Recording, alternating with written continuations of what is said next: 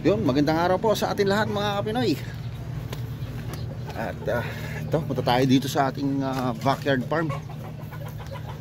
So medyo tanghali na at hindi pa po tayo nakapagpapakain kasi galing ako ng bayan. So naghahanap kasi ako ng bibe na pwedeng katayin. Namimiss ko kasing magulam ng adobong bibe mga Kapinoy. So isa yan sa mga paborito ko. At meron tayong nakita sa parting bukid dito sa may banda namin sa Mayamot. Nakakuha po tayo ng 4 na pirasong barako na medyo bata. Siguro mga nasa 4 months or kulang 4 na buwan. So pwede na po yan. So nandito nilagay ko muna yung nakuha na ating bibe na pangkatay. Kahit pa paano ay paunti-unti. Yan. Puro barako yan. Tapos yung nakakulong dito is lumipat dito sa may kabila. Ayan, nandito kasama ng ibang mga darag natin.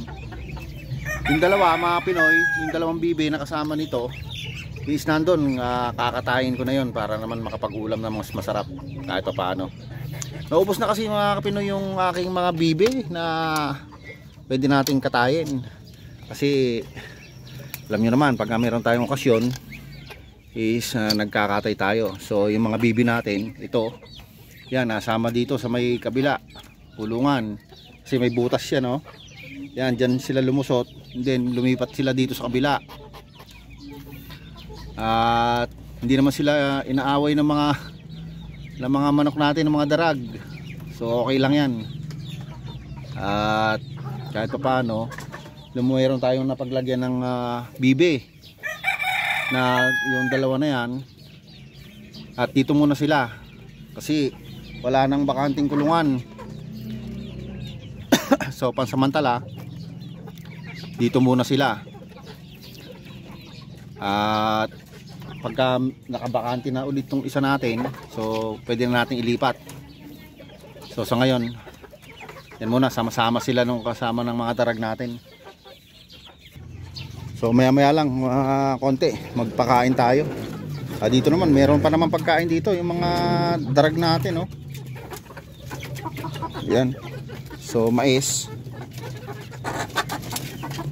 at saka po feeds, hinahalo natin yan para mas maganda yung bulto ng katawan ng mga gagawin nating future breeder. Yan, maganda yung katawan nito mga Pinoy. Okay na yung katawan kasi nagpipids na tayo, naglagahalo ako ng feeds kasi gagawin natin future breeder to. Yan o. So kahit na Integra 2005 to Integra 4000 sana mga Pinoy, galang wala akong makita rito sa amin. So hanap tayo mamaya. So pag may time hanap tayo ng magandang patuka.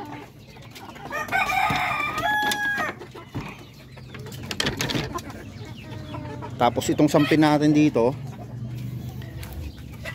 pinabigyan natin dito is yung Integra 2000. So medyo bata pa kasi ito, 2 months, and yung pumababae 2 months, tsaka po yung lalaki natin dyan is 3 months, mas matanda ng konti, ng 1 buwan. So okay lang yan. At saka iwas inbreeding na rin yan mga Pinoy kasi yung lalaki hindi nila kapatid yan. So hindi na tayo mangangamba na baka ma-inbreeding tayo. So medyo mahirap din kasing maghanap ng sampin dito sa atin sa Nueva Ecija dahil konti lang ang nag-aalaga.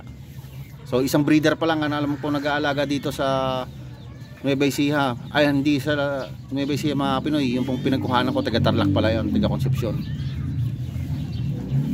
So siya pa lang ang alam ko nag-aalaga ng medyo malapit dito sa akin ng sampin.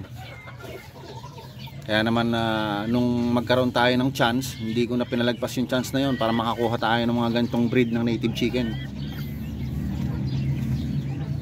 So madali lang naman hintayin to mga Pinoy, 2 months or siguro mga 6 months or 7 months makakuha na tayo ng mga gandang mga lahi nito. Kaya konting hantay-hantay lang. At saka itong parawakan natin, oh. Ang bilis lumaki nito mga Kapinoy, oh. Tingnan nyo naman. Sa man pa lang ito sa siguro mga kulang 4 months. Mga ganun pa lang, pero ang bilis lumaki mga Pinoy. Oh. Sa ang amo nito, ito ang gusto ko rito. Bata pa oh. Pero ang laki na. Ang haba ng mga bias nito. Oh, mais pa lang muna kinain yan. Oh. Si alternate. So, importante maganda yung feeding program natin. Ang haba ng bias nitong mga, meron ako mga parawakan din dati noon, pero hindi ganito kalaki. Iba yung laki nito ngayon. Kaya nung makita ko to mga Pinoy, kuha tayo agad para magkaroon ng kuwan tayo uli, alaga dito ng mga parawakan dito sa ating farm.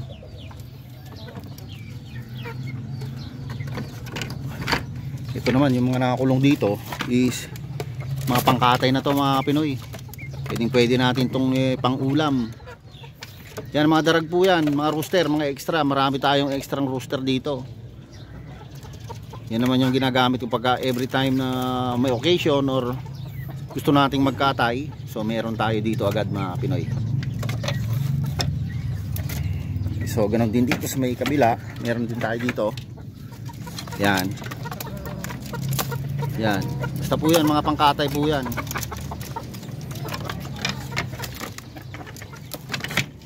Meron tayo itlog dito. Oy, may sisiw na mga Pinoy. Oh, may tapang inahin. Ayun, may sisiw na. Tingnan natin kung ilan. May dalawa na. May dalawang pisa na mga Pinoy. Oh. So hopefully madagdagan pa. Ayos. Meron tayong panibagong sisiw. Ito pa, isang palakihin natin na white parawakan. Okay na okay yan. At ito, pinost ko na ulit ito mga Pinoy. Just in case na merong gustong mag-avail. Yan. At marami-rami tayong pang out. Mga 2 months old. Ito naman yung ito pa naman yung mga kasama nila, dito pa yung iba.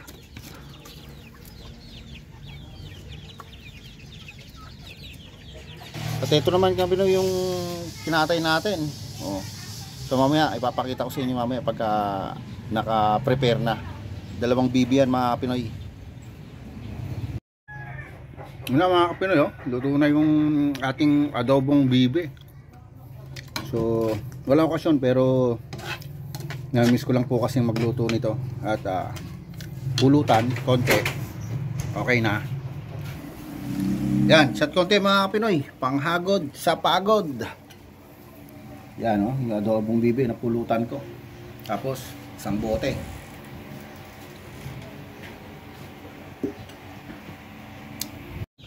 So yun mga Kapinoy, at hanggang dito na lang muna po ang vlog natin for today. At shout out po sa ating mga silent viewers, sa ating mga OFW, saan man po kayong panig ng mundo. Don't forget to subscribe and hit nyo na rin po ang notification bell para palagi po kayong updated sa ating pang mga susunod na video.